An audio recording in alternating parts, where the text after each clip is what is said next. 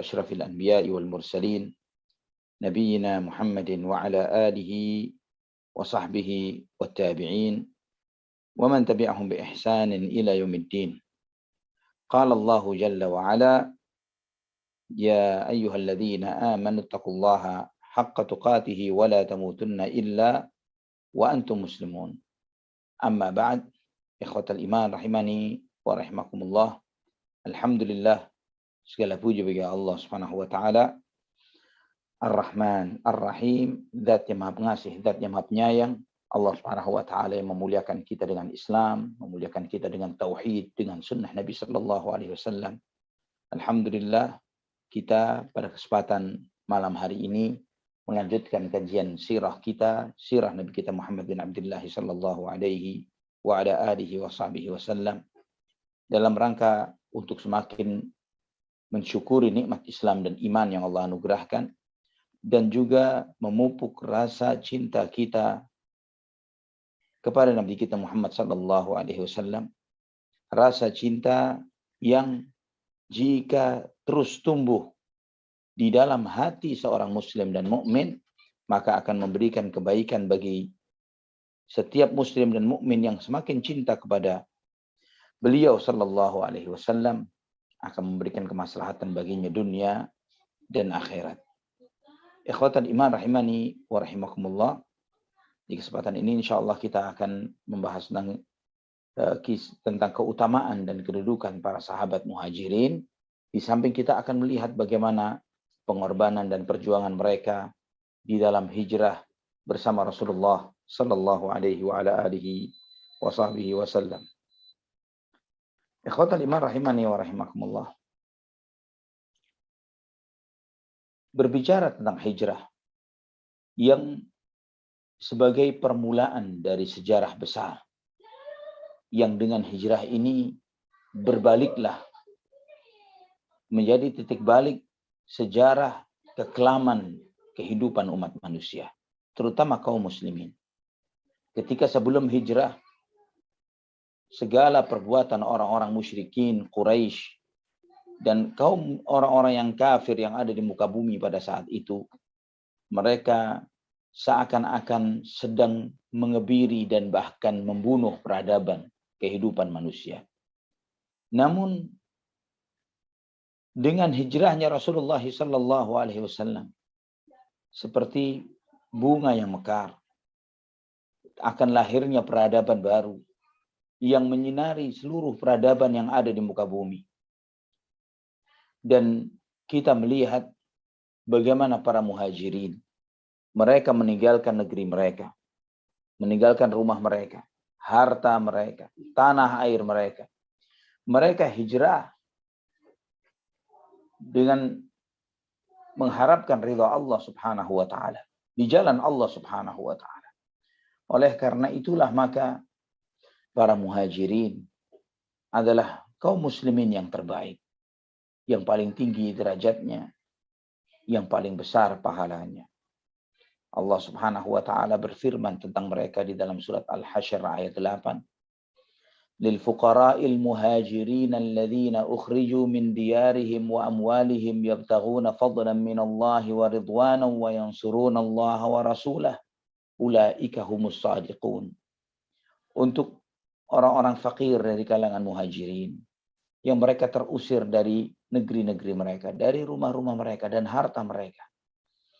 Kenapa mereka terusir dari rumah dan harta mereka ini? Yabtaghuna fadlan minallahi wa ridwana. Mereka mengharapkan karunia dan ridha Allah subhanahu wa ta'ala. Wa yansuruna Allah wa rasulah. Mereka menolong Allah dan Rasulnya. Ulaika humus sadiqun. Mereka lah orang-orang yang benar imannya. Mereka lah orang-orang yang benar imannya. Allah subhanahu wa ta'ala merekomendasi imannya para muhajirin, bahwa mereka adalah ulaika humus sadiqun. Mereka adalah orang-orang yang benar imannya. Karena mustahil mereka mau berkorban bersama Nabi sallallahu alaihi wasallam di masa susah beliau hanya untuk menjadi atau mencari perhatian di mata beliau Sedangkan mereka tahu bahwa Nabi SAW pada saat itu tidak punya apa-apa dan belum punya apa-apa dan tidak bisa apa-apa. Bahkan beliaunya sendiri Sallallahu Alaihi Wasallam pada saat itu sedang terusir dari kota Makkah. Oleh karena itulah adanya munafikun ketika setelah hijrah di kota Madinah. Di Mekah tidak ada orang munafik. Nanti setelah hijrah ini kita akan membongkar banyak kisah-kisah tentang kiprah dan peran, ya, kiprah buruk, makar buruknya orang-orang munafikin di kota Madinah. Yang dari situ nanti insya Allah kita akan banyak belajar bagaimana orang-orang munafik ini setiap zaman dan waktu mereka memberlakukan hal yang serupa tapi tak sama. Bahkan semakin akhir zaman, semakin jahat sikap dan perilaku mereka terhadap Islam dan kaum muslimin. Al-Imam Al-Baghawi rahimahullah ketika menafsirkan ayat ini beliau menyampaikan, kharaju ila daril hijrati talaban liridhallahi jalla wa ala. Mereka meninggalkan negeri hijrah, meninggalkan negeri mereka menuju negeri hijrah yaitu kota Madinah mengharapkan ridha Allah Subhanahu wa taala. Qatadah rahimahullah mengatakan para muhajirun, mereka ini yang meninggalkan negeri mereka, harta mereka, keluarga mereka. Mereka keluar meninggalkan itu semuanya sebagai bentuk cinta mereka kepada Rasulullah sallallahu alaihi wasallam. Mereka memilih Islam dengan segala kepenatan, kesusahan dan masalah yang mereka hadapi.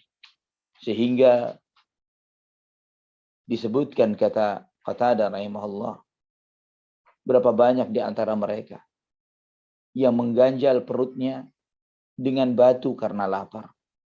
Dan berapa banyak di antara mereka yang karena dingin dan tidak punya selimut, mereka harus menggali tanah.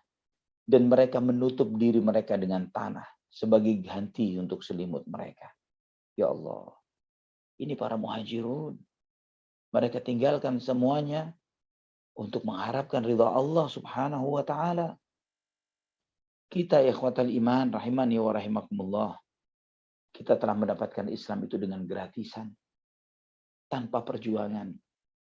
Saya pribadi, kita semuanya coba bertafakur, memikirkan apa jadinya jika kita hidup di zaman Rasulullah sallallahu alaihi wasallam dengan segala kesusahan yang dihadapi oleh para sahabat radhiyallahu anhum ajmain. Apakah mungkin kita masih beriman kepada beliau sallallahu alaihi wasallam, mengikuti jejak beliau? Maukah kita mau berhadapan dengan orang-orang yang kita cintai karena untuk beliau, menghadapi perlawanan dari orang tua, ayah atau ibu, menghadapi perlawanan dari tokoh-tokoh senior yang ada di kota Mekah, yang paling disegani di kota itu, untuk mengikuti seorang yang ummi, yang buta huruf, dan kemudian diperintahkan oleh beliau untuk hijrah meninggalkan segala sesuatunya. Ana khawatir, kita khawatir, bisa jadi kita na'udzubillah, Allahumma ba'idna, semoga Allah jauhkan. Bisa jadi malah ketika sebagian kita memikirkan, andai kata kita atau salah seorang di antara kita hidup di zaman Nabi Sallallahu Alaihi Wasallam, kita akan begini, akan begitu, berbuat ini, berbuat itu. Belum tentu seperti itu, ikhwatal iman. Bahkan bisa jadi mungkin salah seorang di antara kita ketika menghadapi yang seperti itu, malah dia di kubunya Abu Jahal, malah di kubunya Abdullah bin Ubay bin Salul, atau yang lainnya. Imam Ahmad meriwayatkan di dalam musnadnya dan Ibnu Abi Syaibah dengan sanad yang hasan dari Abu Raihanah radhiyallahu an. Beliau menyampaikan, "Ghazawna ma'a Rasulillah sallallahu alaihi wasallam, fa asabana bardun lailatan. فلقد رأيت الرجل يحفر الحفرة ثم يدخل فيها ويضع ترسه عليه." Kami berperang bersama Nabi Shallallahu Alaihi Wasallam. Di dalam perjalanan peperangan ini, kemudian kami mengalami malam yang sangat dingin, Maka sebagian sahabat radhiyallahu anhum, mereka menggali tanah. Mereka menutup diri mereka dengan tanah dan mereka menggunakan perisai mereka di atas mereka untuk selimutnya. Karena tidak ada selimut untuk menghadapi musim dingin yang ada pada saat itu. Allahu Akbar. Masa susah dan sulit yang seperti ini tidak akan pernah kita alami. Antum yang pernah haji atau umrah atau pernah tinggal di kota Mekah atau Madinah, antum melihat dan menyadari betapa dinginnya kota itu di malam hari dan di musim dingin yang luar biasa. Kita harus memakai pakaian bertumpuk-tumpuk untuk berangkat ke masjid. Itu pun mungkin di hotel kita masih memiliki AC yang bisa dimanfaatkan sebagai heater. Namun bagaimana para sahabat radhiyallahu anhum? Mereka menghadapi itu semuanya dengan seadanya, tanpa alas kaki dan yang lain sebagainya. Tapi mereka tetap istiqamah dan kokoh di atas iman. Di atas keyakinan mereka, di atas la ilaha illallah. Segala pengorbanan dan perjuangan yang mereka lakukan tidaklah sesuatu yang gratis. Mereka adalah manusia-manusia muslim-muslim terbaik. Mereka lah orang-orang terbaik dari generasi umat ini setelah nabinya Muhammad sallallahu alaihi wasallam. Dan tidak salah jika Nabi sallallahu alaihi wasallam menyampaikan kepada mereka bahwa mereka lah orang-orang rombongan pertama yang bakal masuk surga. Imam Ahmad meriwayatkan di dalam musnadnya, demikian pula Al-Baghawi dengan sanad yang hasan dari Abu Sa'id Al-Khudri radhiyallahu an, beliau menyampaikan bahwa Rasulullah sallallahu alaihi wasallam bersabda, "Abshiru ya ma'syara sa'alikil muhajirin bil fawz." Abshiru ya ma'syara sa'alikil muhajirin bil fawz at-tam yaum al-qiyamah. Tadkhuluna al-jannata qabla aghniya'in nas bi nisfi yawmin wa dhalika miqdaru 500 sanah. Bergembiralah wahai kalian-kalian yang miskin dari kalangan muhajirin. Bergembiralah kalian dengan kesuksesan yang sempurna pada hari kiamat. Kalian akan masuk surga sebelum orang-orang kaya dari kalangan manusia dengan selisih setengah hari yang setara dengan 500 tahun. Yang setara dengan 500 tahun. Ikhwatal iman rahimani wa rahimakumullah. Kita membaca dalam sejarah bagaimana hijrahnya Nabi Shallallahu Alaihi Wasallam adalah beliau di antara yang termasuk yang terakhir hijrah. Dan yang tertunda untuk hijrah di antaranya adalah beberapa orang yang ada di kota Makkah. Di antaranya siapa? Yang menggantikan beliau di tempat tidurnya? Ali bin Abi Thalib radhiyallahu anhu. Ali bin Abi Thalib bermalam di kota Makkah 3 hari, 3 malam. Untuk menunaikan segala amanah Rasulullah Sallallahu Alaihi Wasallam yang dititipkan kepada beliau. Kemudian beliau, Ali bin Abi Thalib, menyusul Rasulullah Sallallahu Alaihi Wasallam untuk hijrah dan menemui Nabi Sallallahu Alaihi Wasallam di Quba. Dan Ali radhiyallahu an tinggal bersama Rasulullah Sallallahu Alaihi Wasallam di rumah Kulthum ibnul Hidm radhiyallahu an. Telah kita sampaikan kisahnya pada kesempatan sebelumnya. Subhanallah. Selama Ali bin Abi Thalib berada di kota di Quba, ada suatu peristiwa yang menarik yang beliau alami. Beliau melihat ada seorang wanita muslimah tak bersuami. Namun di tengah malam ada saja seseorang yang datang ke rumahnya, ngetuk pintu, memberi sesuatu dan pergi.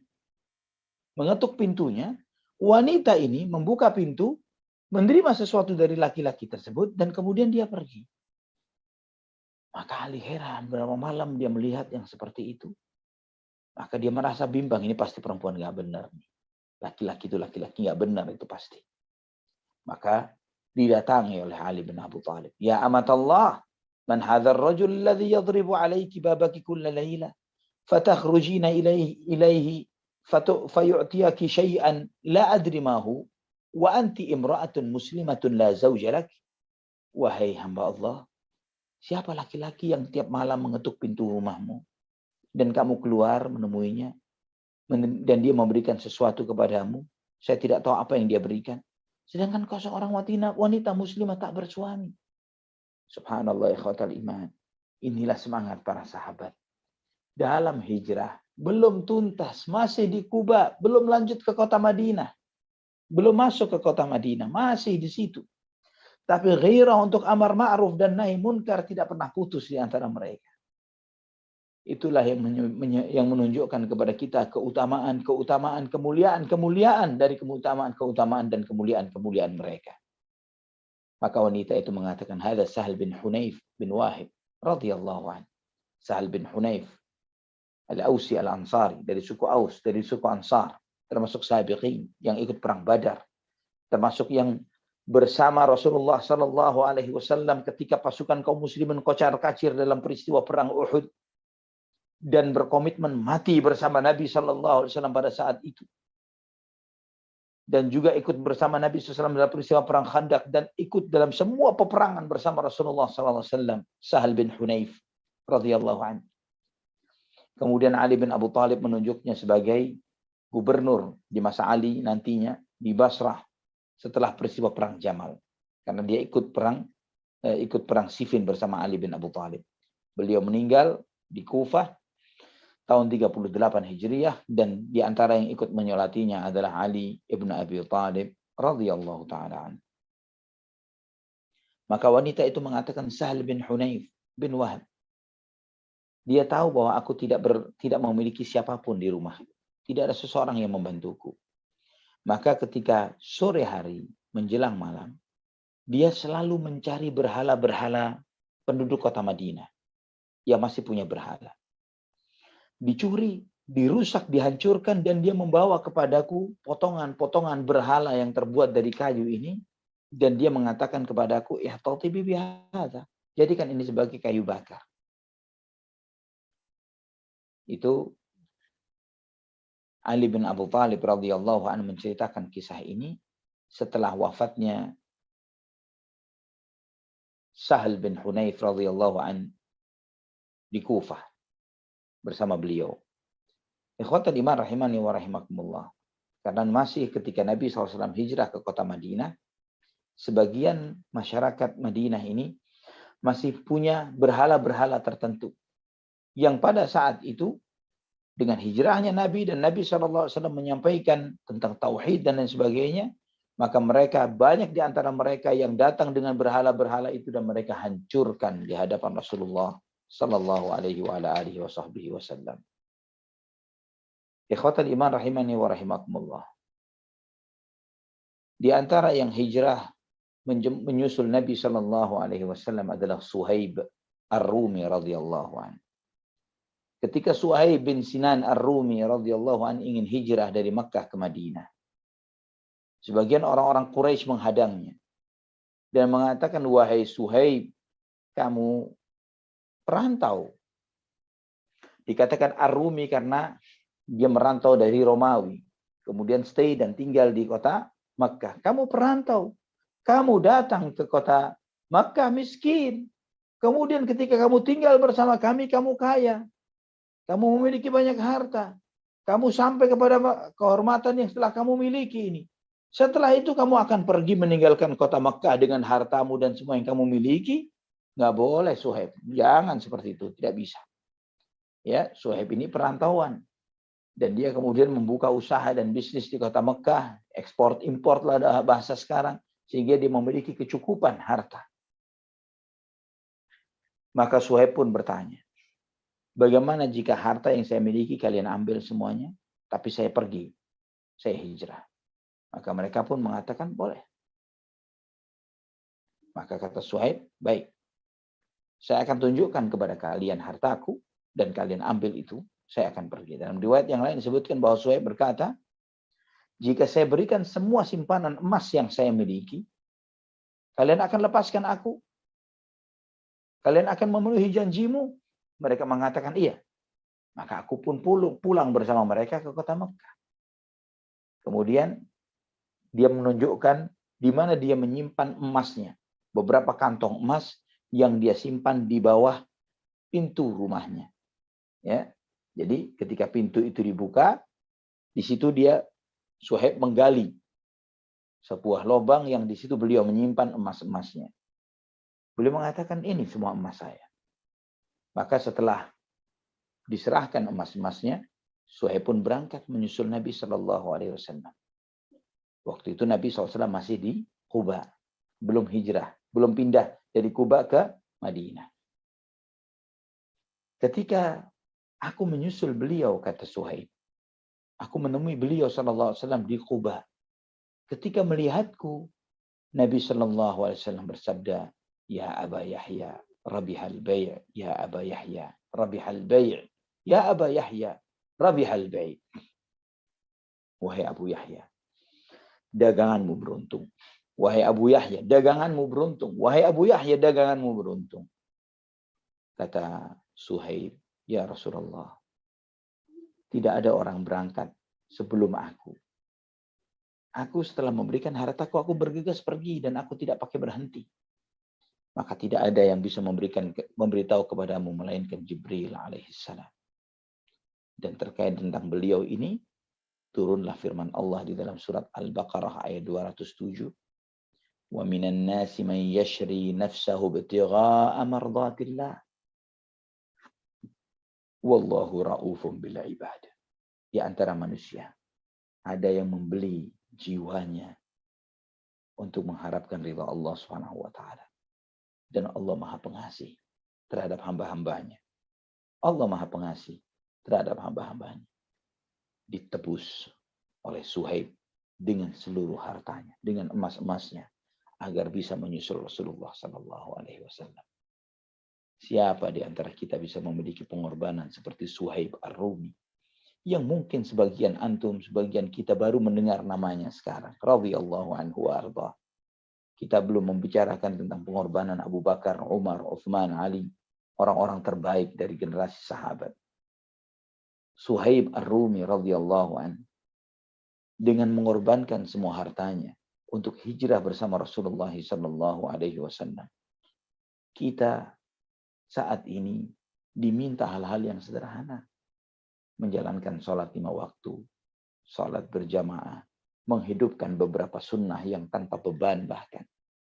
Tapi itu pun dengan istilah belum siap, belum waktunya, dengan beragam dalih untuk tidak mengamalkan ajaran Nabi kita Muhammad sallallahu alaihi wasallam. Dan di saat yang bersamaan kita mengklaim, kalau ditanya cinta Nabi, ya cinta Nabi sallallahu alaihi wasallam. Allahul musta'an. Terbukti mana yang ungkapan cintanya jujur dan mana yang ungkapan cintanya adalah kedustaan dan kebohongan. Ketika Nabi sallallahu alaihi wasallam di Quba, beliau juga ditemui oleh sahabat yang lain, yaitu Salman Al-Farisi radhiyallahu anhu. Subhanallah. Salman memiliki kisah yang sangat menakjubkan tentang bagaimana beliau menemukan Islam. Bagaimana beliau mencari Islam. Bagaimana beliau sampai ketemu dengan Nabi Muhammad sallallahu alaihi wasallam dan menjadi sahabat beliau sallallahu alaihi wasallam. Salman radhiyallahu anhu menceritakan kisahnya bagaimana beliau menemukan Islam ini. Beliau mengatakan bahwa aku adalah seseorang yang berasal dari Persia. Dari penduduk kota Asbahan. Ya, yang sekarang di Iran, salah satu kota di Iran sekarang ini. Dari satu penduduk desa yang bernama Jai. Dan ayahku adalah tokoh dari kaumnya. Yang istilahnya pemuka kaum, ya pemuka kepala suku. Dan aku adalah orang yang paling dicintai oleh ayahku ini. Saking cintanya, ayahku ini menyimpanku di rumah seperti dia menyimpan seorang anak perempuannya. Dan aku memeluk agama Majusi, kata Salman. Sampai aku ditunjuk menjadi penjaga api yang disembah oleh para penganut Majusi pada saat itu. Agar jangan sampai api yang disembah ini padam. Dan ayahku seorang pengusaha. Memiliki usaha yang cukup besar.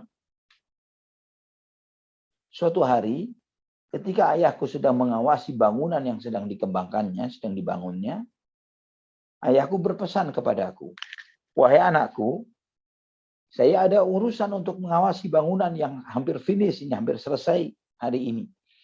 Sehingga saya tidak bisa mengurusi bisnisku, pekerjaanku yang ada di tempat ini. Menunjukkan tempatnya tidak yang agak jauh dari rumah sang ayah.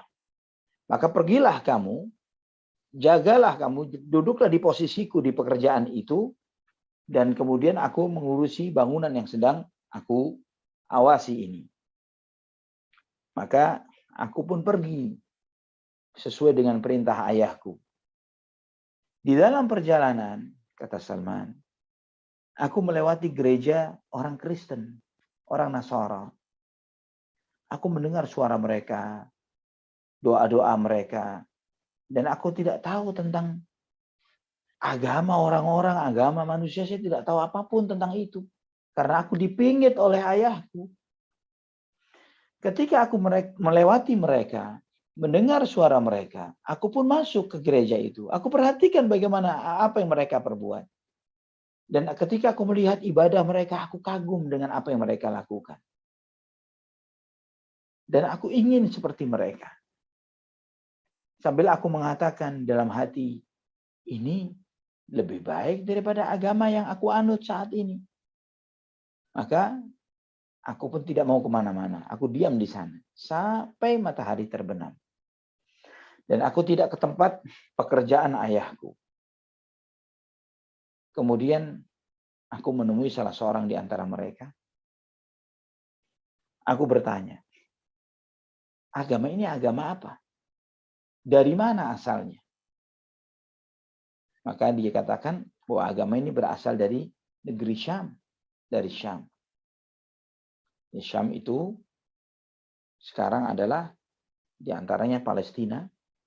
Di mana di situ ada Al-Aqsa, Yordania, Libanon, Syria. Itu adalah negeri Syam. Dari Syam.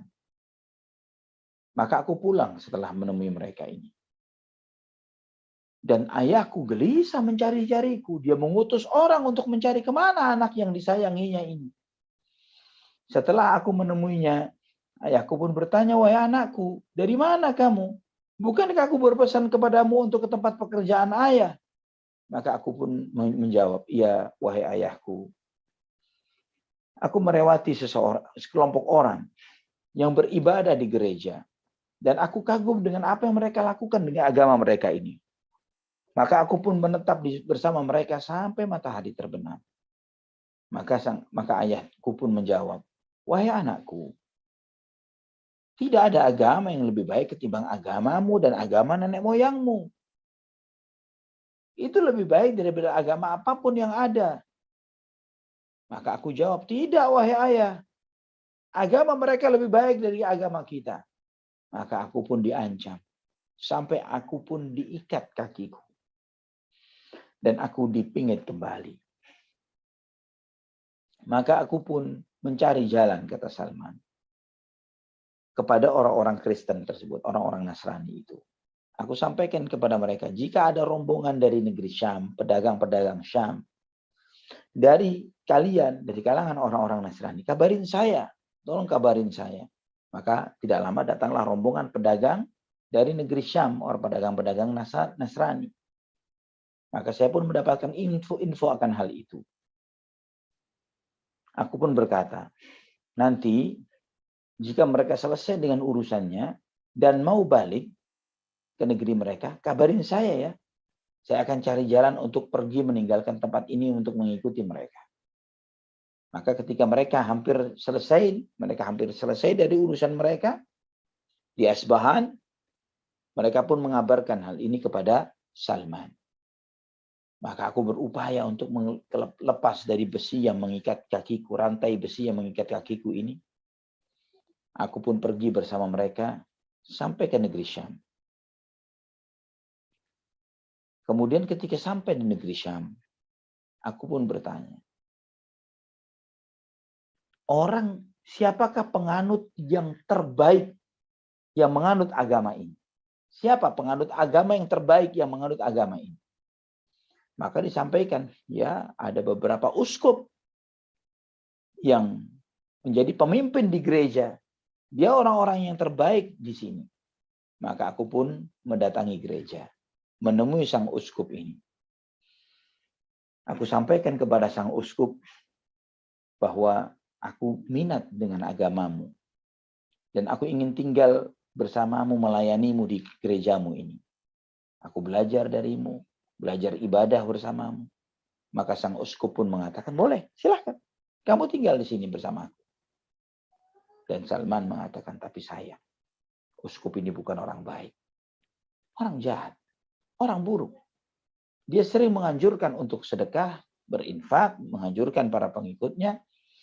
Tapi dia kumpulkan hartanya tidak dibagi-bagi ke fakir miskin. Disimpan untuk dirinya. Sampai ada 7 peti. 7 peti. Emas dan perak dan yang lainnya. Maka kata Salman, aku benci kepada orang ini. Sangat benci kepada dia. Aku benci dengan apa yang diperbuatnya. Ketika sang uskup meninggal dunia. Dan orang-orang Nasrani ingin memakamkannya. Dengan ritual yang luar biasa yang mereka siapkan untuk memakamkan uskup mereka ini. Aku sampaikan kepada mereka bahwa yang kalian hormati ini orang buruk, orang jahat. Bukan orang baik. Dia menganjurkan kalian untuk sedekah, tapi ditimbun sendiri orangnya.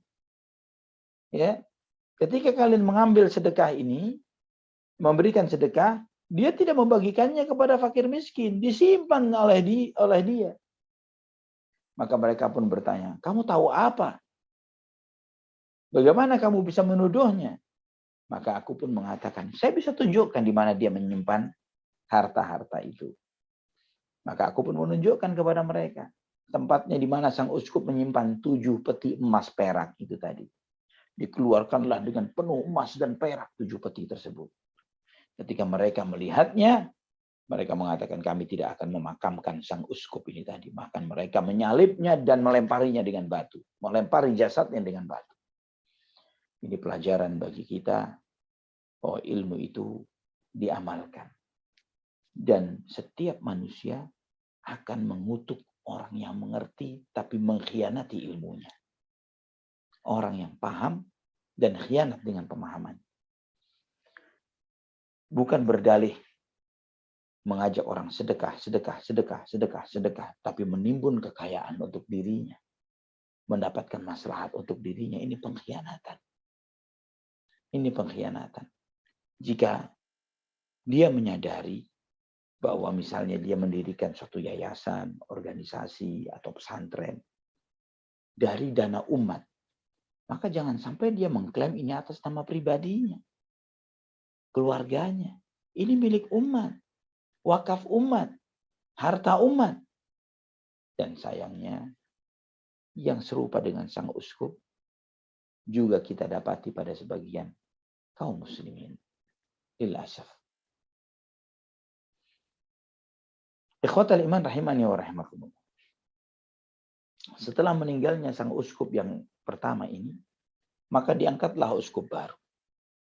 Duduk di tempat yang sama, di gereja yang sama. Dan Salman mengatakan, saya tidak pernah mendapati orang yang lebih baik dari dia. Dia sangat zuhud terhadap dunia. Sangat berharap terhadap akhirat. Beribadah di malam dan siang hari. Maka aku pun mencintainya dengan sangat luar biasa. Aku mencintainya dengan sepenuh hatiku. Sekian waktu, sekian tahun aku melayaninya. Sampai ketika menjelang wafat aku pun berkata, wahai fulan, aku melayanimu. Aku menjadi muridmu. Aku menjadi pengikutmu dan aku mencintaimu dengan sepenuh hatiku.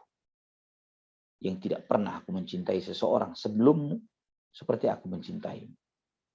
Namun ternyata takdir yang Allah telah tetapkan terjadi pada dirimu.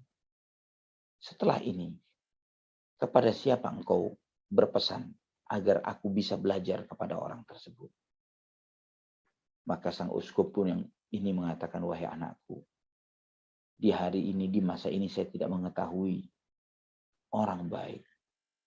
Sudah banyak manusia yang baik yang pada meninggal semuanya. Yang ada tersisa orang-orang yang merubah dan mengotak-atik agama. dan bahkan meninggalkan apa yang telah diajarkan kepada mereka. Kecuali yang saya kenal satu orang yang tinggal di Mosul. Salah satu kota di mana Mosul? Di Irak. Si Fulan. Dia sama dengan aku, kata dia. Maka kemudian sang uskup ini sebelum wafatnya berpesan kepadaku, kamu ke sana. Setelah sang uskup wafat dan dimakamkan, aku pun ke Mosul. Dan aku sampaikan kepada sang orang soleh ini tadi, orang Nasrani itu, saya sampaikan kepadanya, wahai Fulan, bahwa si Fulan berpesan kepadaku agar setelah wafatnya agar aku mendatangimu. Dan menyampaikan kepadaku bahwa engkau sama seperti beliau. Maka orang ini pun mengatakan, sudah, kamu tinggal bersama. Aku pun tinggal bersamanya. Dan aku melihat beliau adalah orang yang baik. Sama seperti temannya. Namun ternyata tidak lama dia tinggal bersama aku. Tidak lama beliau pun meninggal dunia. Menjelang wafatnya pun aku berkata kepadanya, wahai Fulan, dulu sebelum aku kemari, temanmu berwasiat kepadaku agar aku kemari. Sekarang setelah aku di sini, aku mendapati belajar dan menjadi muridmu, menjadi pelayanmu, sampai tibalah ajalmu. Kepada siapa engkau berpesan? Aku ingin melanjutkan pembelajaranku. Maka sang orang soleh ini pun mengatakan, wahai anakku, saya tidak mengetahui seseorang yang seperti yang saya yakini, kecuali seseorang yang tinggal di Nasibin. Nasibin itu sekarang adalah Madinah Amirah. Dari bagian dari salah satu kota di Jazirah Arabia, di penggalan antara Mosul ke negeri Syam. Dia di Nasibin, namanya Fulan. Kesanalah engkau. Maka setelah beliau wafat dan dimakamkan, aku pun ke Nasibin, kata Salman Al-Farisi. Aku menemuinya, aku sampaikan kepadanya kondisi apa berita yang telah aku alami dan aku jalani, dan apa yang diperintahkan kepadaku untuk menemui orang tersebut. Maka orang itu pun mengatakan, sudah, kamu tinggal bersama aku. Maka aku pun tinggal bersamanya. Dan ternyata orang ini sama dengan kedua temannya. Orang baik. Aku menjadi pelayan dan muridnya. Dan saya dapati dia orang yang terbaik. Dan ternyata tidak lama beliau pun mengalami apa yang sama dengan teman-temannya. Sakit dan akan meninggal dunia. Aku pun berkata, bahwa si Fulan berpesan kepadaku kepada si Fulan. Si Fulan berpesan kepadaku untuk datang kepadamu. Dan sekarang aku bertanya kepadamu. Setelah aku pergi dari sini, kemana aku akan pergi? Maka orang ini pun mengatakan, wahai anakku, saya tidak mengetahui seseorang yang tersisa yang berpegang dengan agama yang benar, warisan Nabi Isa alaihissalam ini, kecuali seseorang yang tinggal di Amuria. Amuria ini salah satu kota di Turki. Ya, yang seperti dengan keyakinan dan pemahaman kita. Jika kamu mau, temui dia. Dia sama dengan kamu. Maka Salman pun setelah orang ini meninggal dan dimakamkan, Salman pun berangkat ke Amuria. Dan aku temui orang tersebut, aku sampaikan berita tentang temannya ini kepadanya. Maka orang itu pun mengatakan, tinggallah engkau bersama aku. Aku pun tinggal bersamanya. Dan teman ini, orang ini, sama seperti teman-teman yang lain. Sangat baik. Dan aku tetap membuka bisnis, membuka usaha di Amuria. Sampai aku memiliki beberapa ekor sapi. Dan kambing. Ya, berbisnis sampai punya beberapa ekor sapi dan kambing-kambing. Dan kemudian orang soleh di Amuria ini pun sakit dan ingin meninggal dan akan meninggal dunia. Maka aku sampaikan kepadanya bahwa sebelum aku kemari, aku bersama si Fulan. Dan si Fulan itu mewasiatkan kepada si Fulan sampai ke si Fulan. Dan setelah itu menyampaikanku kepada Fulan dan Fulan sampai kepadamu. sekarang setelah engkau tidak ada, engkau memerintahkanku kemana? Maka orang ini sebelum meninggal dunia mengatakan, wahai anakku, saya tidak mengetahui seorang pun yang bisa saya tunjukkan kepadamu yang sama seperti kami. Sudah tidak ada sisa, tidak tersisa. Tidak ada tersisa seseorang yang sama seperti kami di dalam beragama, yang mengikuti ajaran agama Nabi Isa alaihissalam. Namun, tanda-tandanya telah tiba. Akan tiba waktunya. Tanda-tandanya telah menunjukkan kepada kita. Akan terlahirnya seorang Nabi yang akan diutus. Nabi yang mengajarkan agama Ibrahim, yang dia akan muncul dari negeri Arab. Yang dia akan pergi ya di satu negeri di antara dua pegunungan batu, yang di situ ada pepohonan pohon kurma. Tentang negeri Arab munculnya Nabi ini, itu adalah sesuai dengan banyak berita kenabian di dalam Alkitab. Tentang ada sebuah negeri yang disebut dengan negeri Paran. Di dalam Alkitab Perjanjian Lama pun masih disebut itu. Negeri Paran yang di situ tempatnya Hajar dan Ismail dan keturunannya tinggal. Di tempat itu nantinya akan ada tempat ibadah yang tidak akan tutup selama-lamanya siang dan malam dan akan diramaikan oleh umat manusia. Di tempat ibadah itu adalah tempat ibadah yang di sana dipotong kambing-kambing dan domba-domba dan dibawa harta dari beragam penjuru dunia. Tokoh-tokoh dunia pun akan datang ke negeri tersebut. Ini ada di dalam Alkitab. Ikhwatal iman rahimani wa rahimakumullah. Disebut Paran, ini identik dengan bahasa Arab yang artinya faran. Dua orang yang lari dan menetap, yaitu Hajar dan Ismail alaihissalam. Nabi itu akan muncul di sana. Dan Nabi itu memiliki beberapa ciri, kata si pendeta ini tadi. Kata orang saleh yang ada di Amoria itu. Yang ciri-ciri ini sangat dominan, kamu bisa melihatnya. Dia akan makan hadiah. Dia tidak makan sedekah. Dan di tulang belikatnya ada tanda kenabian. Jika kamu bisa, kesanakan. Kesanalah. Maka setelah orang ini yang di Amoria ini meninggal dan dimakamkan, aku tinggal di Amoria sekian lama.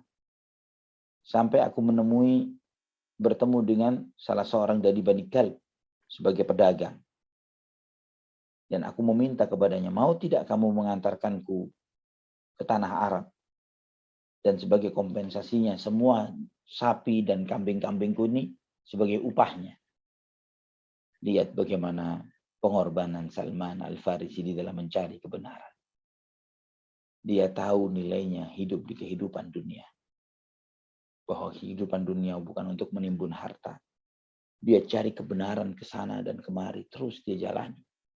Sampai dia mendapatkan hakikat kebenaran itu. Maka tidak heran jika Salman di antara sahabat yang mendapatkan kemuliaan dari Muhammad bin Abdullah sallallahu alaihi wasallam. Maka kata Salman, aku pun berikan kambing-kambing dan sapi-sapiku kepadanya dan mereka pun mengajakku pergi bersama mereka. Sampai di satu tempat yang bernama Wadil Qura. Ini Wadil Qura ini himpunan kota-kota kecil yang ada di antara perjalanan antara negeri Syam ke kota Madinah. Ternyata Bani Kalb ini menzalimiku. Mereka malah memperdagangkan diriku kepada seorang Yahudi. Dijual Salman sebagai seorang budak. Maka aku pun menjadi budak Yahudi tersebut. Kambingnya diambil, sapinya diambil, dirinya jadi budaknya Yahudi. Dan aku bekerja kepada Yahudi ini sebagai pengurus perawat kebun kurma. Perawat kebun kurma. Dan oleh si Yahudi ini,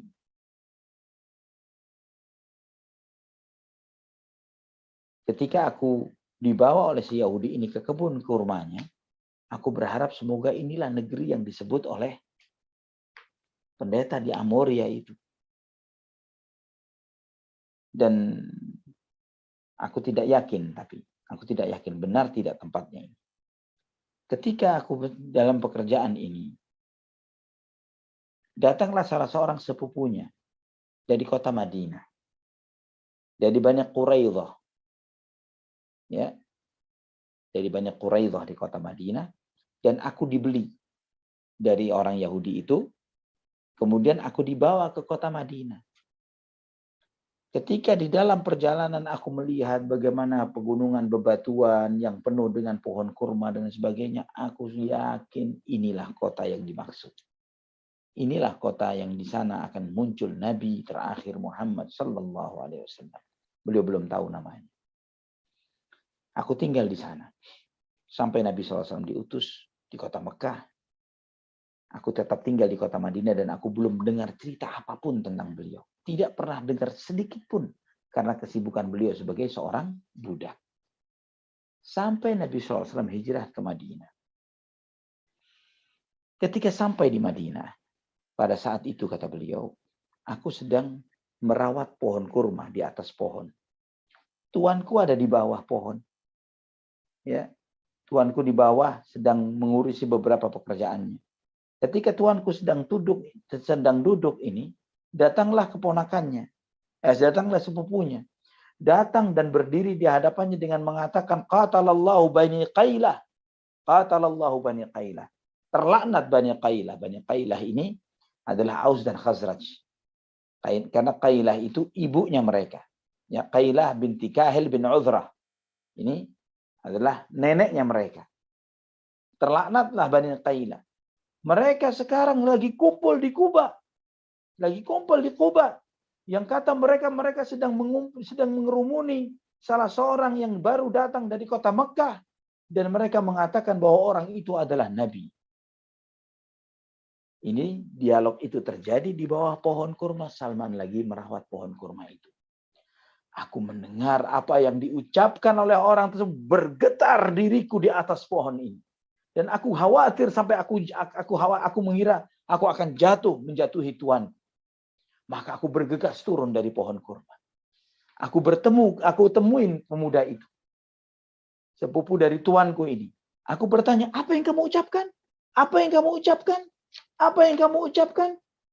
Namun tuanku mendengar bagaimana keberanianku ini. Dia marah kepadaku dengan sangat dan aku pun ditempeleng oleh tuanku Yahudi ini. Apa urusanmu? Sana kerja. Tidak apa-apa. Aku tidak ada urusan apapun, kata Salman. Aku cuma ingin tahu, ingin kejelasan dengan apa yang dia sampaikan. Namun Salman pergi. Dia melanjutkan pekerjaannya. Aku pun mengumpulkan jatah upah dari pekerjaanku ini sebagai budak. Di sore hari, di waktu istirahat, aku membawa beberapa kurma-kurma yang aku bisa kumpulkan yang merupakan jatah yang dia miliki. Aku temui Nabi Muhammad SAW di Kuba. Aku menemuinya. Dan aku berkata kepadanya. Aku sampaikan kepadanya, saya mendengar bahwa kamu adalah orang baik. Orang soleh. Dan saya mendengar bahwa kamu tidak sendirian. Ada teman-temanmu yang juga orang-orang asing dan membutuhkan. Ini ada sejumlah sedekah yang aku berikan untukmu. Aku melihat kalian lebih berhak ketimbang yang lainnya. Maka aku haturkan sedekah ini kepadanya. Maka setelah diterima oleh Nabi SAW, Nabi menerima senampan sedekah kurma dari Salman. Nabi menyerahkan kepada para sahabatnya, para muhajirin yang memang sangat membutuhkan pada saat itu.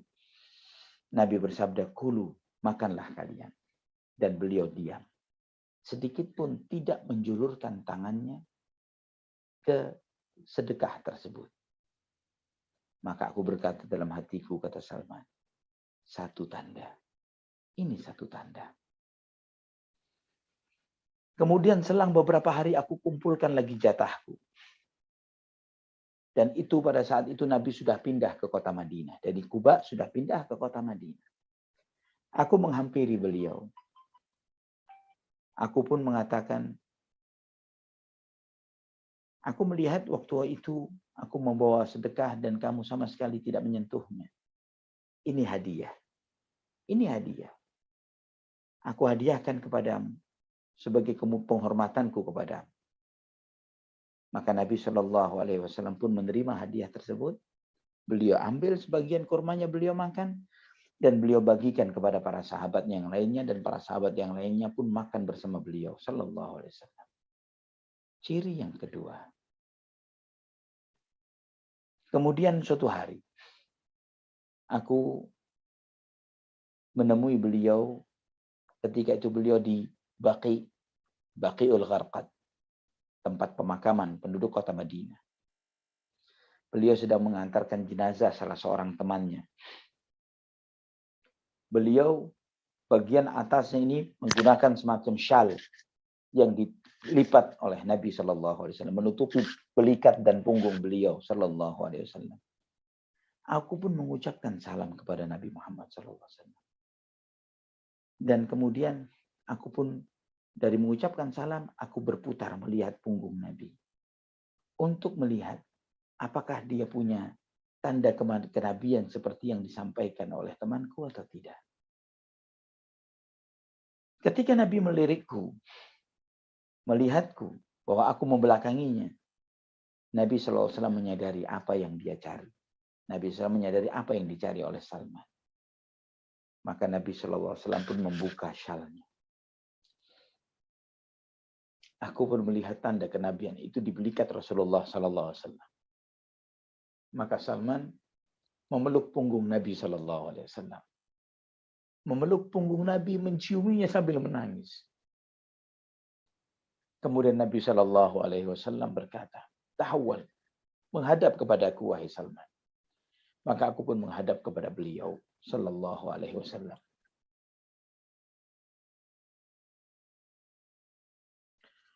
Aku sampaikan kisahku. Dan Nabi SAW takjub dengan apa yang aku sampaikan. Dan itu pun didengarkan oleh para sahabat yang lain. Salman radhiyallahu an tetaplah seorang budak. Sehingga karena sebagai budak beliau tidak bisa ikut perang Badar, perang Uhud, dan yang lainnya. Maka Nabi SAW berkata kepada Salman, katib ya Salman, tebus dirimu wahai Salman. Tebus dirimu, bayar dirimu supaya kamu jadi orang merdeka. Maka aku pun menemui tuanku. Aku bertanya kepadanya, bagaimana caranya agar aku bisa menebus diriku supaya aku tidak menjadi seorang budak lagi. Maka si Yahudi ini mengatakan, dengan dua harga. Kamu harus bayar dua-duanya. Yang pertama, 300 bibit kurma yang tumbuh dengan sempurna. 300 bibit kurma yang tumbuh dengan sempurna. Jadi bibit itu tumbuh sampai layak tumbuh 300 pohon. Dan 40 auqiyah. Ini 40 auqiyah ini 40 dirham lah kurang lebih. Kemudian setelah itu Salman menyampaikan kepada Nabi, ya Rasulullah, saya dihargai dengan 300 pohon kurma sedang yang tumbuh dari bibit dan tumbuh, layak untuk tumbuh, dan 40 dirham. Ya, 40 dirham. Maka Nabi SAW bersabda, A'inu akhakum. Wahai para sahabatku, bantu saudara kalian. Ini pelajaran yang berharga dari Nabi kita Muhammad SAW. Tidak membiarkan saudaranya terpuruk. Tidak membiarkan saudaranya tenggelam di dalam kesusahan. Masalah saudara kita, masalah kita. Mukmin itu seperti satu jasad. Di dalam cinta kasih satu dengan yang lainnya. Jika satu sakit, yang lainnya pun merasa sakit. Ini benar-benar ditunjukkan oleh Nabi kita Muhammad SAW dan bagaimana beliau kepada para sahabatnya. Maka setelah Nabi SAW menyampaikan itu, ada sahabat yang datang dengan membawa 30 bibit kurma, ada yang membawa 20 bibit kurma, ada yang membawa 15 bibit kurma, bibit yang sudah tumbuh, ya, bibit yang sudah tumbuh. Sampai terkumpul 300 bibit kurma. Kemudian Nabi SAW bersabda kepada Salman, "Idhab ya Salman, fafaqqir laha, fa idza faragta fa'tini akunu ana adha'uha biyadi." Wahai Salman, bawa 300 bibit ini, tebus, bayar hakmu itu. Bayarlah dirimu. Dan setelah kamu tanam, panggil aku, kata Nabi SAW. Maka setelah aku menanam 300 bibit ini, dibantu dengan sahabat-sahabatku yang lain yang membantu untuk menanam 300 bibit ini. Selesai kami menanam itu semuanya, aku pun memberitahu kepada Nabi SAW.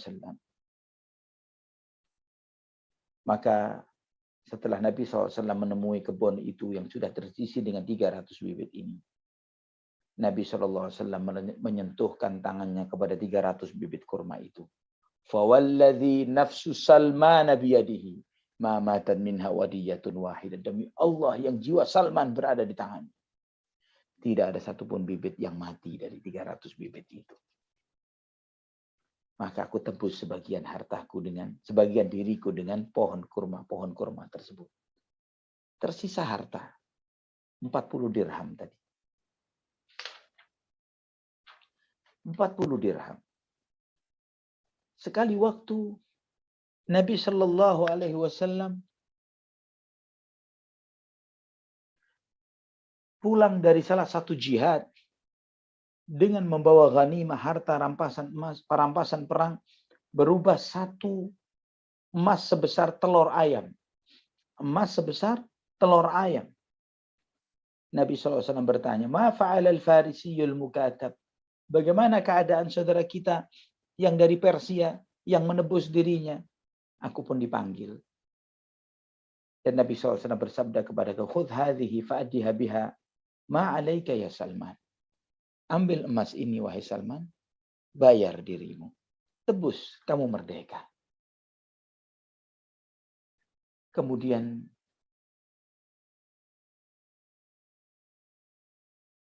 kata Salman, mengatakan, "Ya Rasulullah, ini lebih mahal daripada untuk menebus diriku ya Rasulullah." Nabi SAW mengatakan, bersabda, "Khudha, ambil Salman. Fa innallaha sayu'addi biha anka." Allah menebusmu dengan yang lebih mahal. Maka aku pun menebus diriku.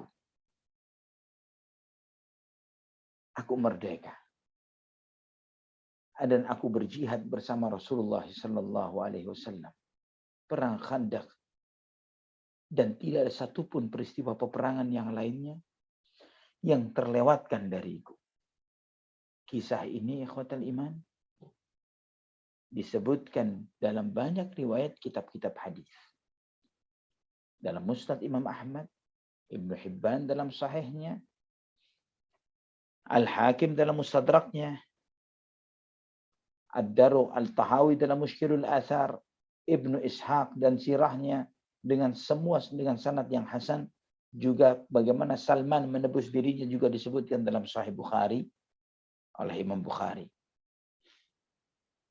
Ikhwatal iman rahimani wa rahimakumullah.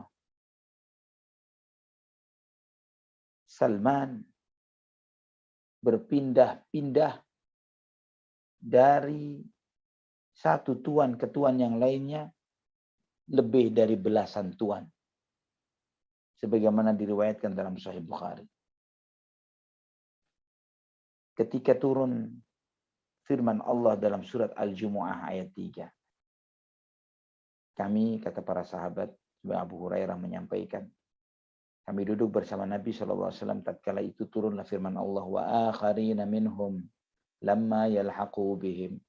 Dan nanti akan ada generasi sesudah ini yang belum bertemu dengan mereka, yang akan menyusul generasi terdahulu ini, generasi pertama ini. Nanti akan generasi-generasi yang saleh. Kemudian aku pun bertanya, ya Rasulullah, siapa mereka? Generasi-generasi soleh yang akan menyusul sesudah kita ini. Aku bertanya 2 atau 3 kali. Saat itu Salman Al-Farisi radhiyallahu anhu bersama kami. Maka Nabi SAW meletakkan tangan beliau kepada Salman. Dan beliau bersabda, "Lau kana al-imanu 'inda Thuraya, lana lahu rijalun aw rajulun min haula." Andai kata iman itu ada di bintang-bintang, maka itu akan diambil oleh mereka ini. Oleh mereka ini. Ini orang-orang dan negerinya Salman. Diambil oleh orang-orang dari negeri Persia. Ikhwatal iman, rahimani wa rahimakumullah. Al-Imam Al-Qurtubi menjelaskan, dan itu menjadi sebuah kenyataan. Apa yang disabdakan oleh Nabi SAW.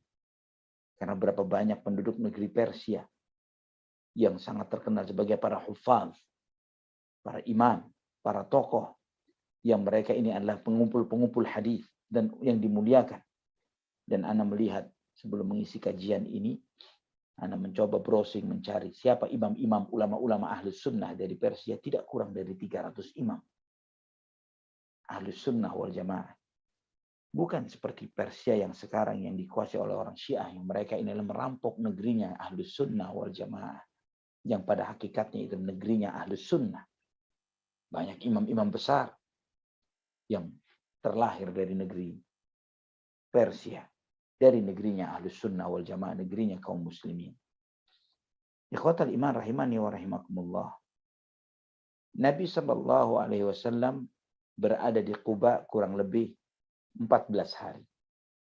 Yang setelah itu, nanti dalam masa fase 14 hari ini diantaranya beliau mendirikan Masjid Quba, yang nanti insya Allah kisahnya kita akan bahas pada pertemuan yang akan datang. Wallahu a'lam bishawab. Barakallahu fikum.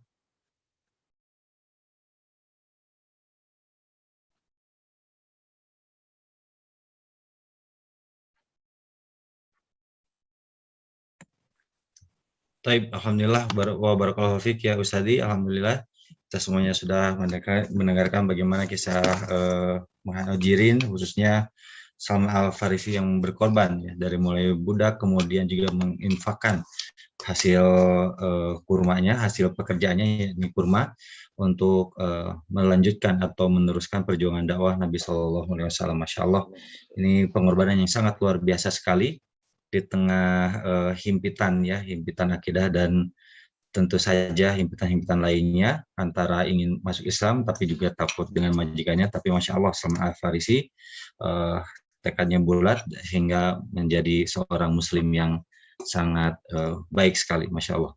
Terima kasih Ustaz. Alhamdulillah kita sudah memasuki ke sesi kedua, yakni sesi tanya jawab. Di WA, alhamdulillah ini masih ada sisa pertanyaan pekan lalu ya. Yang pertama ini pertanyaannya dari Bapak Hayrus Hamzah di Melaka, Malaysia. Ya. Bismillahirrahmanirrahim. Assalamualaikum Ustaz. Waalaikumsalam. Apakah benar lelaki Yahudi yang berdiri di tembok rumah itu ialah ulama Yahudi bernama Huyai bin Akhtab, yang anaknya bernama Syafiyah dinikahi oleh Rasulullah SAW? Demikian Ustaz pertanyaannya. Wallahu a'lam bishawab. Tidak disebutkan dalam riwayat-riwayat yang Anda baca tentang nama si Yahudi tersebut. Wallahu a'lam bishawab. Saya tidak tahu.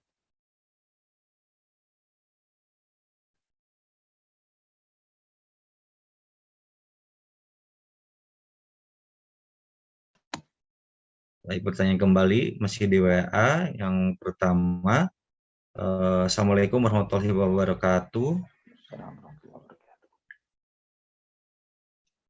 Apakah benar dulu para sahabat saling memberi selamat dan berbahagia saat mengetahui akan menghadapi kematian karena telah usai urusan di dunia ini dan berjumpa dengan Allah. Demikian Ustaz pertanyaannya. Nah, setahu ana tidak seperti itu. Ya pasti sedih satu dengan yang lainnya. Cuman memang benar di antara sebagian sahabat yang ketika menemani sahabat yang lainnya yang sakaratul maut, mereka memberikan hiburan dengan menceritakan tentang jasa-jasa sahabat tersebut selama hidupnya bersama Rasulullah Sallallahu Alaihi Wasallam. Jadi memberikan hiburan, bukankah engkau berperang bersama Rasulullah dalam peperangan ini, bukankah engkau berperang bersama Rasulullah dalam peperangan ini, bukankah engkau bersama Rasulullah SAW ketika peristiwa ini dan itu. Itu menjadi sebuah hiburan bagi mereka-mereka yang menghadapi kematian. Dan memang benar juga di antara sebagian sahabat yang ketika ditangisi oleh keluarganya seperti Bilal bin Rabah. Bilal radhiyallahu anhu mengatakan, kamu jangan menangis. Karena sebentar lagi akan bertemu dengan Muhammad sang kekasih. Yang seperti itu, jadi artinya bukan diberikan selamat satu dengan yang lainnya. Ada beberapa yang seperti itu, tapi diberikan sebagai sebuah hiburan untuk membesarkan hati mereka. Wallahu a'lam bishawab. Oh, baik, alhamdulillah. Jadi kalau misalkan, tapi itu bukan termasuk apa ya saja. Insya Allah bukan mengurangi pahala karena apa ya? Riak, Atas bukan. amal-amalan, bukan ya Ustaz ya? Itu hiburan ya. Jadi Ya, ketika mengingatkan, bukankah antum itu bersama Rasulullah begini ya. gitu. Nah, jadi Hmm. itu sebagai bentuk raja, berharap kepada Allah Subhanahu wa taala. Oh iya, Berharap sebagai bentuk kepada Allah. roja ya. Ya, berharap kepada Allah. Karena dengan demikian Nabi Shallallahu Alaihi Wasallam bersabda ketika pernah menjenguk salah seorang sahabat yang sedang sakaratul maut. Nabi SAW bertanya kepada sahabat, kaifa tajidu? Bagaimana keadaanmu? Maka sahabat ini mengatakan, ya Rasulullah, aku takut akan dosa-dosaku dan berharap akan ampunan Allah Subhanahu wa taala. Kemudian Nabi SAW bersabda, tidaklah dua sifat ini berkumpul pada diri seseorang dalam peristiwa yang seperti ini, dalam kondisi yang seperti ini, pada diri seorang mukmin dalam kondisi yang seperti ini, ketika sakaratul maut, kecuali Allah Subhanahu wa taala akan berikan apa yang dia harapkan dan Allah akan lindungi dia dari apa yang dia khawatirkan. Baik, Masya Allah. Baik, untuk pertanyaan selanjutnya, apakah benar perkataan tersebut bahwa begitu seorang muslim telah wafat, maka dia telah berjumpa dengan Robnya? Ataukah perjumpaan itu menunggu hari kiamat? Berjumpa dengan Allah di dalam beberapa seorang mukmin, ya, berjumpa dengan Allah Subhanahu wa taala, rohnya berjumpa dengan Allah Subhanahu wa taala karena roh itu dibawa ke langit sebagaimana dalam nas-nas yang sahih tentang hal ini. Tapi berjumpa itu bukan berarti melihat wajah Allah Subhanahu wa taala. Ya. Jadi berjumpa dengan Allah Subhanahu wa taala tapi tidak melihat wajah Allah Subhanahu wa taala. Wallahu a'lam bishawab. Selanjutnya masih di WA ada pertanyaan kembali, bagaimana cara menghadapi kekhawatiran menghadapi kematian, terutama khawatir akan sakitnya sakaratul maut? Adakah doa khusus supaya tidak mengalami sakit saat sakaratul maut? Demikian Ustaz. Jazakumullahu khairan wa barakallahu fikum. Wafikum barakallah. Allah Subhanahu wa taala berfirman, wa ja'at sakratul maut bil haqq dzalika ma kunta minhu tahid, dan pasti tiba sakaratul maut itu dengan kebenaran, benar-benar dia akan datang. Itulah yang kalian lari dan menghindar darinya. Sakaratul maut pasti ada, pasti terkena siapapun kita. Dan intensitasnya berbeda satu dengan yang lain. Ada yang diberi kemudahan oleh Allah, ada yang tidak. Namun bukan berarti yang tidak adalah buruk, ya. Karena ketika seseorang diberi sakaratul maut yang berat sebelum wafatnya, bisa jadi dengan itu Allah Subhanahu wa taala meringankan bebannya. Diampuni dosa-dosanya oleh Allah Subhanahu wa taala dengan ujian terakhir itu. Jadi tidak perlu berkecil hati dengan sakaratul maut. Sesakit-sakitnya penderitaan terakhir, yang sesudah itu dia akan mengalami ringan yang luar biasa, nikmat yang luar biasa, yang dalam bahasa yang lain mungkin bagi orang beriman, ketika mungkin sebagian kita menangisi kepergian dari sebagian kita yang pergi. Ternyata yang pergi bukan menangis, dia tertawa bahagia. Sampai istilahnya itu seperti ada orang menyesal, kenapa nggak mati dari dulu? Supaya bisa mendapatkan nikmat yang telah dijanjikan oleh Allah Subhanahu wa taala dan Rasul-Nya. Wallahu a'lam bishawab. Demikian untuk jawaban dari Ustadz Ali untuk jemaah yang tadi bertanya. Selanjutnya pertanyaan dari Akhi Iwan Abu Rakha. Assalamualaikum Ustadz, apakah memang diperbolehkan seseorang dijadikan budak bukan karena peperangan seperti peristiwa Salman Al-Farisi ini? Dan bagaimana hukumnya jika dia kabur dari majikannya karena diperbudak dengan cara yang tidak sesuai syariat? Demikian, barakallahu fikum. Wafikum barakallah. Hukum yang ditanyakan boleh tidak boleh ini terkait dengan sesudah syariat Islam. Adapun apa yang dialami oleh Salman Al-Farisi sebelum syariat Islam. Ya, sebelum penegasan syariat Islam terkait akan hal ini. Namun jika ada seseorang yang terlanjur menjadi budak dengan cara yang terzalimi, dia tetap sebagai status itu sampai dia bisa menebus dirinya. Dia tidak boleh melarikan diri hanya karena alasan bahwa dia diperbudak dengan cara yang zalim. Sebagaimana Salman punya hak untuk itu. Tapi Nabi SAW tidak menempuh pintu itu untuk memerdekakan Salman. Tapi malah memilih Salman untuk menebus dirinya. Nah, kita umat beliau SAW jika menghadapi kondisi yang serupa, maka kita berlakukan sebagaimana Nabi SAW memerdekakan Salman Al-Farisi. Wallahu a'lam bishawab. Masya Allah. Alhamdulillah Ustaz.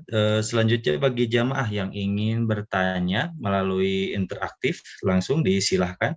Silakan untuk mengklik tombolnya terlebih dahulu, tombol raise hand. Nanti kemudian insya Allah oleh panitia akan dibantu untuk dibukakan linknya ya, atau untuk dibukakan mikrofonnya, diaktifkan mikrofonnya. Selanjutnya ada pertanyaan dari Firly di London, Masya Allah Ustaz, di London, Inggris. Bismillahirrahmanirrahim. Assalamualaikum warahmatullahi wabarakatuh, Ustaz. Waalaikumsalam warahmatullahi wabarakatuh. Semoga Ustaz senantiasa dalam keadaan sehat dan dalam keberkahan Allah Subhanahu wa taala. Amin. Amin. Ustaz, mohon nasihatnya bagaimana sebenarnya kaidah kita dalam mengikuti sebuah dalil. Kadangkala ada kita jumpai hadis bertemu dengan jumhur ulama, tetapi jumhur ulamanya itu tentu menjadi lebih dominan dan lebih menjadi suara mayoritas, lebih banyak diikuti daripada hadis. Dalam pemahaman saya kedudukan hadis lebih tinggi daripada ijma ulama, tapi pada prakteknya dalam kita beribadah terkadang terjadi situasi yang semacam itu. Sebenarnya kaidahnya bagaimana itu? Seperti halnya juga semisal bagaimana kita menyikapi sebuah hadis yang sahih dengan yang hasan, seberapa baiknya kita mengikuti yang hasan gitu. Ustadz, kadang-kadang kurang merasa yakin kok cuman sampai level hasan ya. Kami berharap ada sesuatu yang lebih dari itu gitu. Nah, itu bagaimana sebaiknya? Alhamdulillah. Terima kasih. Tentang pertanyaan anti yang pertama mengenai contoh hadis yang bertentangan dengan jumhur ulama yang pernah anti pahami apa diantaranya? Ada beberapa saya lupa, tapi yang terakhir yang Anda dapatkan itu adalah mengenai tidak bolehnya Rasulullah itu melarang untuk menghatamkan Al-Quran dalam 3 hari. Karena Rasulullah mengatakan kepada sahabat, ya beliau untuk tidak menghatamkan 3 hari, tetapi beliau itu punya semangat yang sangat besar sehingga Rasulullah memberikan kebolehan sampai dengan 5 hari ya kalau tidak salah ya, itu maksimalnya buat beliau. Tapi pada prakteknya para sahabat itu kenyataannya memang bisa menghatamkan Al-Quran bahkan dalam sehari khatam Al-Quran dalam 1 rakaat sholat, kan ada yang semacam itu. Nah akhirnya jumhur ulama bersandar pada kebiasaan para sahabat yang mampu beribadah sampai dengan sebaik itu, bersemangat seperti itu. Nah, ini bagaimana sebaiknya? Artinya saya menyikapinya bagaimana? Barakallahu fiik. Baik. Di dalam memahami fiqih, ada satu ilmu yang sangat penting dan sangat berharga sekali dan penting sekali untuk dipelajari, terutama bagi mereka yang mendalami ilmu fiqih, yaitu ilmu usulul fiqh, ilmu dasar-dasar atau pondasi-pondasi fiqih.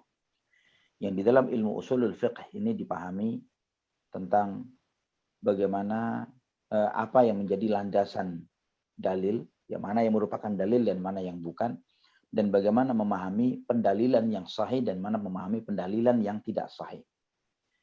Yang ditanyakan terkait dengan misalnya ada pendapat jumhur yang berbeda dengan pendapat atau dengan sebuah hadis Nabi Shallallahu Alaihi Wasallam. Bagaimana hal yang seperti itu bisa terjadi? Yang ana lihat dari sudut pandang usul fiqh adalah bahwa bisa jadi kenapa hadis itu tidak diikuti oleh jumhur ulama, karena bisa jadi hadis tersebut status hukumnya adalah mansuh misalnya.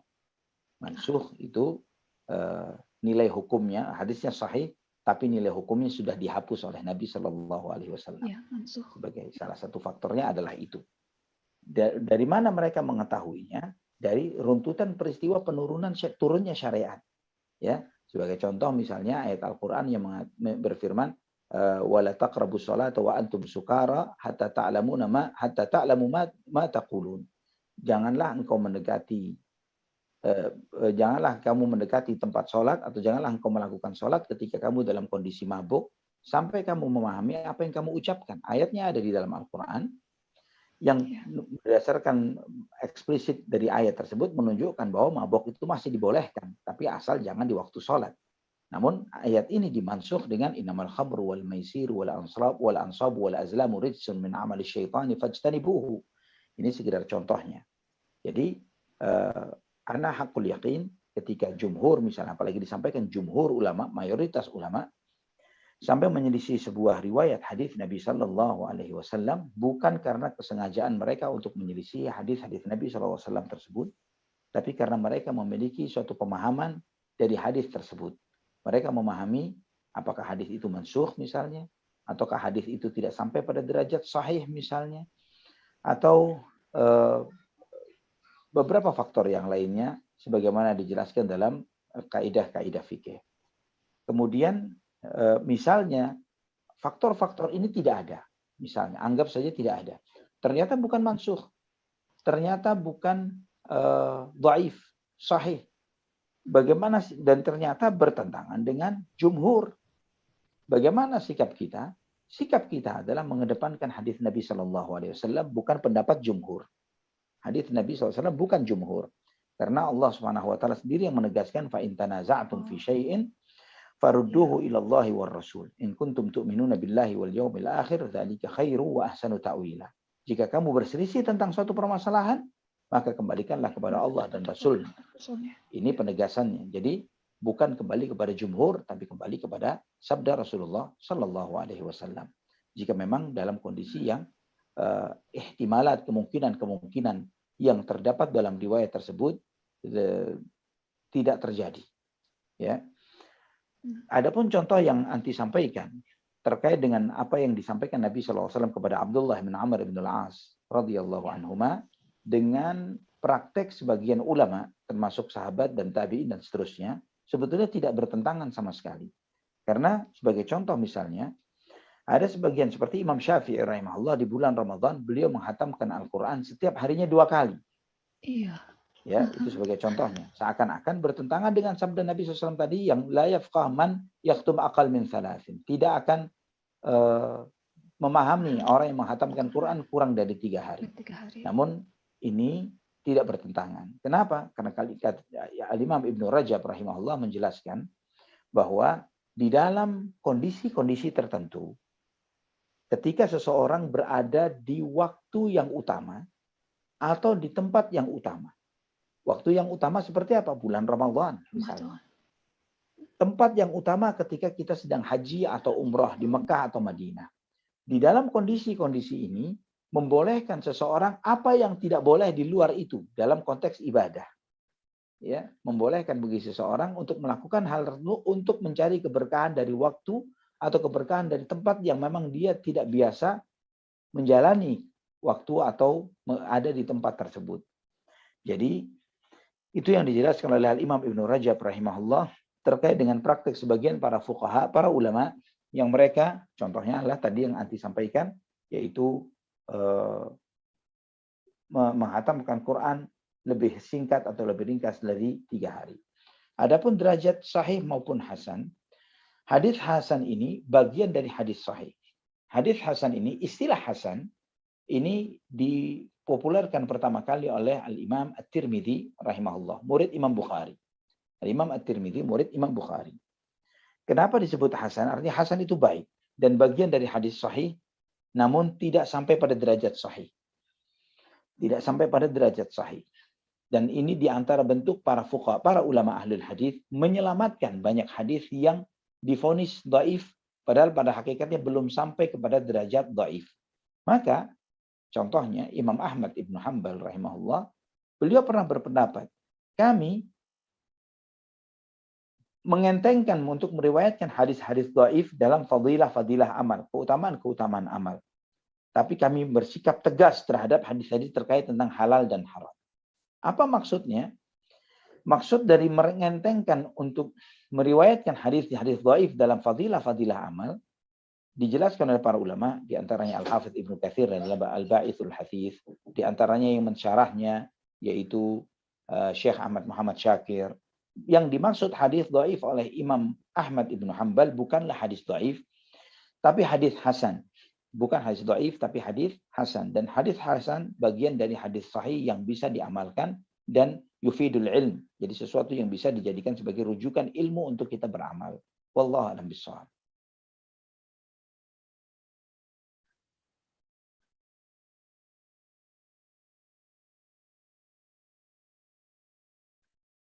Allahumma shalli ala Muhammad wa ali Muhammad. Ada lagi Kang Zai? Masih ada Ustaz. Baik, untuk Ukhti Firly, apakah jelas atau ada yang kurang jelas? Alhamdulillah jelas. Jazakallah khairan katsiran Ustaz. Barakallahu fiik. Amin. Wa jazakallahu khairan. Baik, selanjutnya di sini ada Ukhti Arbayusanti Putri ya yang sudah raise hand, disilahkan. Assalamualaikum warahmatullahi wabarakatuh, Ustaz. Waalaikumsalam warahmatullahi wabarakatuh. Awan Ustaz, ana izin bertanya perihal ketika kita banyak menemukan akun-akun dakwah yang membuat poster mengenai hadis, itu seringkali memang hadis riwayat Muslim tapi tidak dicantumkan nomornya, Ustaz. Apakah sahih juga kita tidak tahu. Lalu bagaimana cara kita ketika menemukan poster yang terkait hadis riwayat Muslim ataupun yang lain sebagainya, apakah kita mau mencarinya itu seperti apa, sedangkan nomor hadisnya saja kita tidak tahu, apalagi tentang hadis tersebut apakah sahih, hasan, dhaif ataupun maudhu gitu Ustaz. Itu gimana caranya Ustaz? Apakah kita ketika akun dakwah tersebut membuat poster mengenai hadis yang kita yakini ini akunnya udah benar, tapi kan kita orang awam yang masih mencari tahu ini benar apa enggak Ustaz. Itu gimana Ustaz? Itu aja. Jazakallahu khairan, barakallahu fiik. Barakallahu. Nah, mengenai bagaimana kita menemui atau mengetahui keabsahan atau kesahihan sebuah hadis, ya subhanallah, di era teknologi yang seperti sekarang, hal yang seperti itu sangat mudah sekali. Ya, Ana di gadget Ana sendiri ada beberapa aplikasi yang bisa Ana manfaatkan untuk menemukan hal yang seperti itu. Di antaranya misalnya aplikasi tapi memang berbahasa Arab, di antaranya Al-Mawsu'ah Al-Hadithiyah yang dari ad-durar.net, Al-Mawsu'ah Al-Hadithiyah, ensiklopedia hadis. Ini dengan menulis aja, mengetik aja lafaz atau teks hadisnya, maka akan keluar hadis ini dalam Sahih Bukhari di jilid berapa, nomor berapa, Muslim dalam ini dan terus demikian seperti itu. Ya, bahkan tidak cukup sampai di sana. Ketika kita ingin mengetahui penjelasan para ulama terkait hadis itu, tinggal kita pencet ada simbol syarah, kita tinggal pencet simbol syarah tersebut akan keluar penjelasan Ibnu Hajar, penjelasan Imam Nawawi dan yang lain sebagainya. Ya, ada beberapa aplikasi yang Anda miliki dalam hal ini.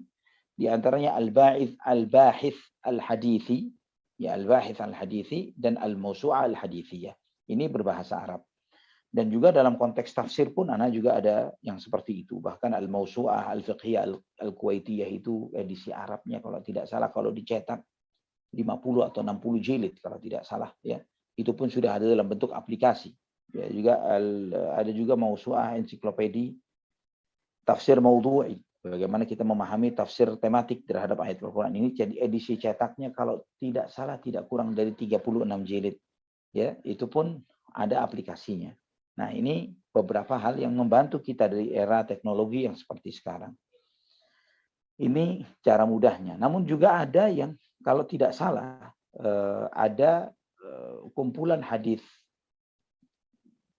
ana lupa terbitan dalam, sudah ada terjemahannya, Lidwa kalau tidak salah, Lidwa, LIDWA kalau tidak salah, yang plus terjemahannya, plus harokatnya bahkan, itu ada yang gratisan, ada yang berbayar kalau tidak salah. Di situ juga bisa browsing hadis. Ya, bisa untuk mencari di sumber mana, di jilid berapa, halaman berapa, dan seterusnya bisa diketahui dari itu. Nah, ini di antara kemudahan-kemudahan di zaman ini. Dan subhanallah, walaupun demikian, ana tetap lebih cenderung untuk menganjurkan merujuk kepada kitabnya langsung. Jadi walaupun demikian, ana sampai hari ini misalnya kenapa masih mengajar dengan menggunakan buku dan murajaah buku dan beli buku terus ya. Alhamdulillah buku terakhir yang ana dapatkan ini ada satu Aunur Rahman fi Tafsiril Quran dalam 25 jilid, dan satu lagi adalah kumpulan Majmu' Mu'allafat Al-Jami' lil Mu'allafat wal Rasalnya Syekh Abdul Razak bin Abdul Muhsin Al-Abbad dalam 20 jilid juga. Ini termasuk buku-buku yang artinya edisi cetak yang tetap harus bagi seorang talibul ilm mengandalkan kepada buku, bukan kepada aplikasi ya, karena aplikasi itu bisa error ya, tapi buku insya Allah tidak.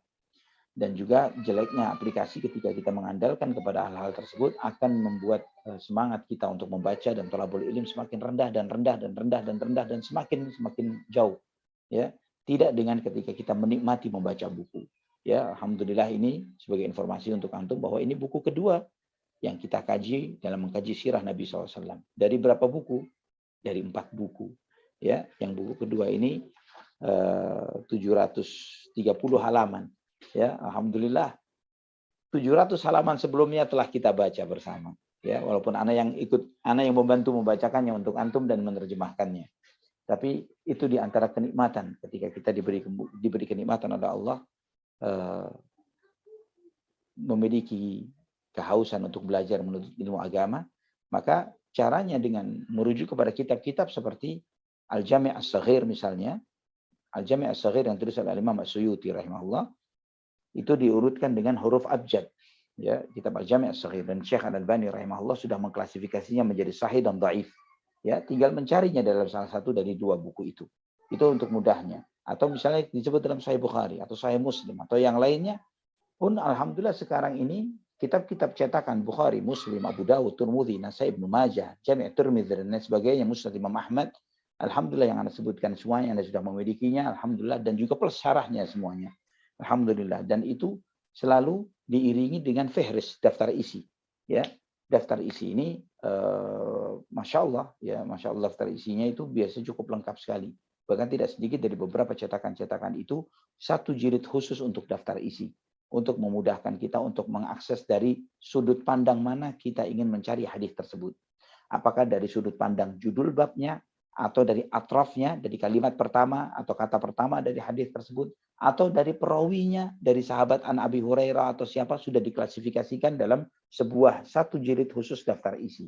Biasanya seperti itu. Misalnya Majmu' Fatawa Ibnu Taimiyah rahimahullah, daftar isinya 2 jilid, ya, kitabnya 36 jilid. Wallahu a'lam bishawab. Ini sekitar contoh-contoh saja bagaimana kita mengakses sesuatu, mencari sesuatu dari kitab-kitab para ulama. Barakallahu fikum. Baik. Ukhti Putri, apakah sudah jelas atau ada yang ditanyakan kembali? Sangat jelas. Jazakallahu khair Ustaz, barakallahu fiik. Fiik barakallah. Baik, alhamdulillah. Baik, Ustaz, nampaknya pertanyaan dari Ukhti Putri baru sebagai pertanyaan terakhir pada malam hari ini. Mungkin ada kesimpulan untuk kesimpulan pada kajian malam hari ini untuk mengakhiri kajian pada malam hari ini. Tafadhol ya Ustazi. Insya Allah tema kita yang akan datang membangun Masjid Quba. Ya, tema kita akan datang membangun Masjid Quba. Subhanallah ya ikhwatal iman. Anda tidak tahu, tapi Anda berharap kita semuanya memiliki perasaan yang sama. Bahwa semakin kita membaca lembar demi lembar, mengikuti perjalanan hidup Nabi Muhammad SAW, membuat hati semakin penasaran, membuat kita ini semakin cinta, semakin rindu, semakin menghadirkan bagaimana besarnya nikmat Islam, besarnya nikmat menjadi umat Muhammad SAW, dan alhamdulillah juga bahwa suasana majelis ilmu, suasana kita belajar sirah Nabi SAW yang seperti ini adalah sesuatu yang sudah hampir punah di umat Muhammad SAW sendiri. Tidak sedikit dari umat Muhammad SAW yang tidak kenal nabinya, lebih kenal artis, bintang film, selebgram, dan yang lain sebagainya ketimbang nabinya Muhammad SAW yang dia harapkan syafaat dari beliau nantinya. Nah, kita ikhwatal iman rahimani wa rahimakumullah yang masih diberi anugerah oleh Allah nikmat ini, syukuri nikmat ini dengan sebaik-baiknya, manfaatkan waktu dengan sebaik-baiknya, minta kepada Allah Subhanahu wa taala zat yang Maha membolak-balikkan hati agar menetapkan hati ini di atas iman dan akidah ini sampai hari kita berjumpa dengan Allah Subhanahu wa taala. Jangan sampai terfitnah, jangan sampai terkena syubhat, jangan terkena syahwat yang akhirnya kita berjatuhan dari jalan Allah Subhanahu wa taala. Kita minta kekokohan, keistiqamahan di atas iman. Ketika kita kokoh dan istiqamah di atas iman di kehidupan dunia ini, insyaallah Allah Subhanahu wa taala akan kokohkan kita kelak nanti di atas sirat sampai kita masuk ke dalam jannahnya. Amin ya rabbal alamin. Amin ya rabbal alamin. Kesempatan kita pada kesempatan malam ini kita tutup dengan doa kafaratul majlis. Subhanallahumma rabbana wa bihamdik asyhadu an la ilaha illa anta astaghfiruka wa atubu ilaik. Wassalamualaikum warahmatullahi wabarakatuh. Amin. Waalaikumsalam.